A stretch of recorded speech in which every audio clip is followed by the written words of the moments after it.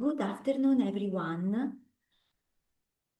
I am Ilaria Benucci, and today I am pleased to present our research on the continuous production of a natural intensive sweetener using a fluidized bed reactor.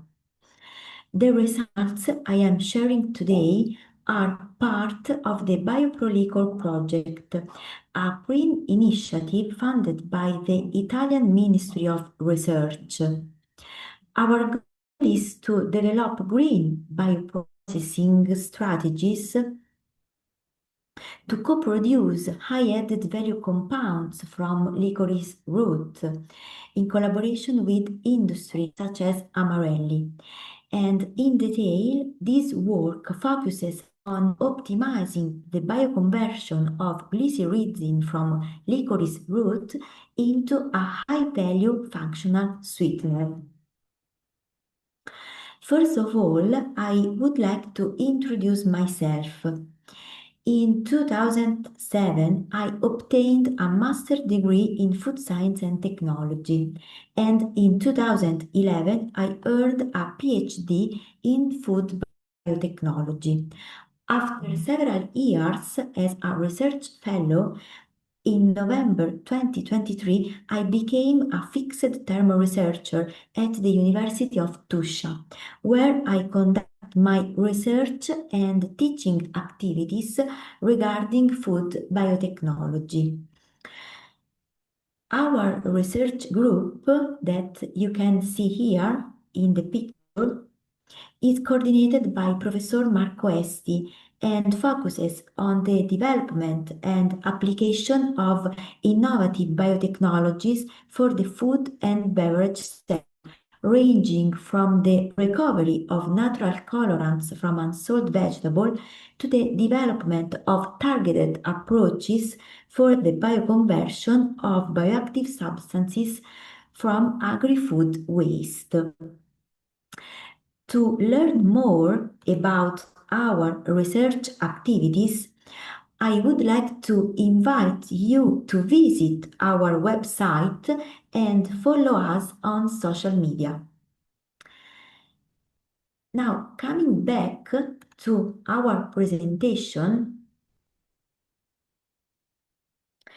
when we talk about sweeteners, we may classify these compounds in nutritive and non-nutritive sweeteners. Nutritive sweeteners, also known as caloric sweeteners, provide energy in the form of carbohydrates, whereas non-nutritive sweeteners, also called sugar substitutes, are alternatives that contain zero or very low amount of carbohydrates or energy. They include artificial and natural sweeteners. In particular, natural sweeteners are of great interest to consumers because they supply a high amount of sweetness with few calories. Moving to the scientific context, the global demand for natural sweeteners is expanding with a CAGR of about 8%, and this trend is driven by the need to replace refined sugars and artificial additives, which are linked to global health issues such as obesity, type 2 diabetes, and metabolic syndrome. Consumers are increasingly looking for low glycemic, low calorie, and healthy alternatives. In this context, it is worth pointing out that scientific research follows the market interest in natural sweeteners, and consulting the Scopus database, it becomes evident that starting from 1970s, there has been an exponential increase in scientific publications related to this topic, to natural sweeteners. And the above research method cites 2,560 articles. As you can see here in this graph, after 2006, the number of articles increased almost steadily every year, starting with 16 published papers and reaching 300 in 2025. The distribution of works by article type from 1970 to 2025 shows that research papers and reviews are the most used for publishing this topic. Glycyrrhizin, GL, is a key bioactive triterpenoid found in licorice roots and contributes to its sweet flavor, comprising approximately 2 to 8% of the root dry weight. It is about 190 times sweetener than sucrose and holds generally recognized as safe in the UK and in European Union. Despite its pharmacological benefits, an excessive consumption of GL has been associated with adverse health effects. The hydrolysis of GL results in glyceritic acid 3O mono beta D-glucuronide that we will indicate as GAMG. This compound is about 5 times sweetener than glycyrrhizin and about 1,000 times sweetener than sucrose. GMG has gained attention as a promising functional sweetener due to its greater solubility and reduced aftertaste compared to GL, but also thanks to its health benefits, such as anti-cancer and anti-inflammatory properties. However, the process is tricky. We must avoid over-hydrolysis into glycyrrhetinic acid, GA, which has no sweetening power and complicates the purification of GMG.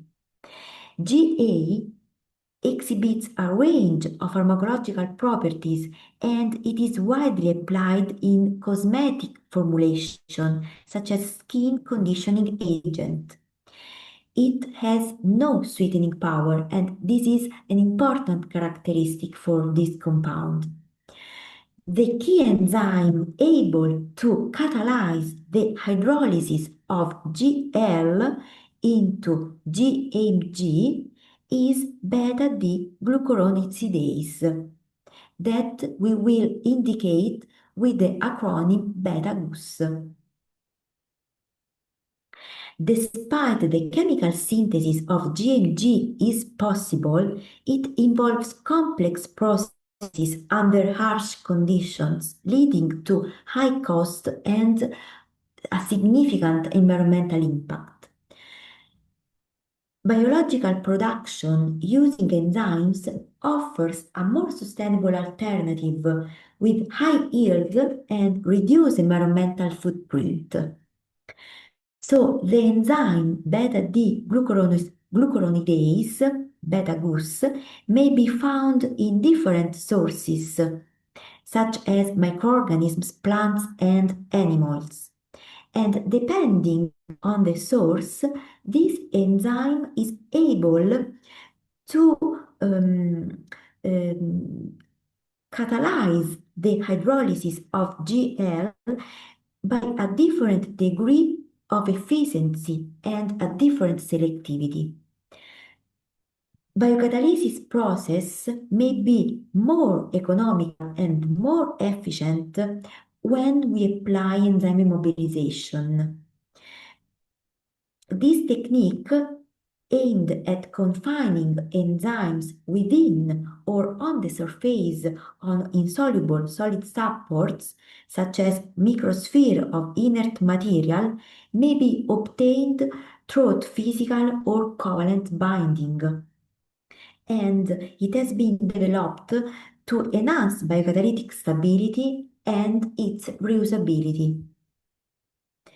So the objective of this research was to move beyond our previously published batch results and develop a continuous biocatalytic system based on immobilized enzyme in a fluidized bed reactor to maximize GMG yield and selectivity. To do this, we selected beta-Gus from Patella vulgata as our biocatalyst. We covalently immobilized it onto chitosan beads derived from Aspergillus niger. This immobilization not only allows for enzyme reuse, but significantly enhances stability compared to the free form. The pH and temperature profile have been studied in order to identify the optimal parameters for the mobilized enzyme in comparison to the free form. And after that, the experiments in fluidized bed reactor have been optimized. Our FBR setup consists of a glass column where the immobilized beads are suspended by an upward flow of substrate. We optimize the system by testing different quantities of biocatalyst from 2.5 to 10 grams and varying the flow rate to find the ideal residence time for the reaction. Glycyrrhizin bioconversion was carried out in FBR at the optimized conditions. Samples were collected at different time points and analyzed by HPLC in order to determine the concentration of GL, GMG, and GA. Finally, the operational stability of immobilized beta-Gus was evaluated over 15 consecutive reaction cycles in FBR. Moving to the characterization of our biocatalyst, let's first examine the pH stability of immobilized form in comparison to the free biocatalyst. Our test revealed that the optimal pH remains around 6.5 for both the free and immobilized beta-Gus. However, when looking at the activity profile, a fundamental difference emerges. The immobilized form demonstrates superior robustness, maintaining significantly higher activity levels across a much broader pH range, especially toward alkaline conditions. This behavior is primarily attributed to the microenvironment created by the chitosan matrix, which acts as a protective shield, stabilizing local chemical conditions and protecting the enzyme from fluctuation in the external liquid phase. As highlighted in scientific literature, this increased tolerance is a critical advantage for industrial applications, where maintaining precise pH control throughout a large-scale process may be both complex and costly. A similar trend, and even more pronounced, is observed regarding temperature stability. Both enzymatic preparations share a remarkably high thermal optimum of 80 degrees Celsius. While the activity of the free enzyme decays rapidly once it moves away from this peak, the immobilized form maintains significantly higher relative activity throughout the entire tested range from 20 to 80 degrees Celsius. This gradual loss of activity, as opposite to the sharp decline seen in the free form, is due to the covalent bonding with the cathepsin beads, which increase the structural rigidity of the enzyme. By restricting conformational mobility, the mobilization process effectively stabilizes the active site against thermal denaturation. This enhanced thermal stability not only confirms the efficacy of our immobilization protocol, but also ensures greater reliability and performance consistency during large-scale industrial bioprocessing. In the FBR, we found a clear peak in the product formation rate, which is illustrated in this picture. Regardless of the catalyst amount, the maximum efficiency was consistently reached at a flow rate of 560 milliliters per minute. This suggests an optimal balance between mass transfer and contact time between the substrate and the immobilized enzyme. One of the most striking results is the operational stability of an immobilized biocatalyst. In the FBR, we maintained over 80% activity for 8 consecutive cycles. By the 15th cycle, the FBR still retained 30% of activity compared to only 20% in the batch system we previously studied. The fluidized bed reduces mechanical stress and probably prevents the static limitations of batch reactions.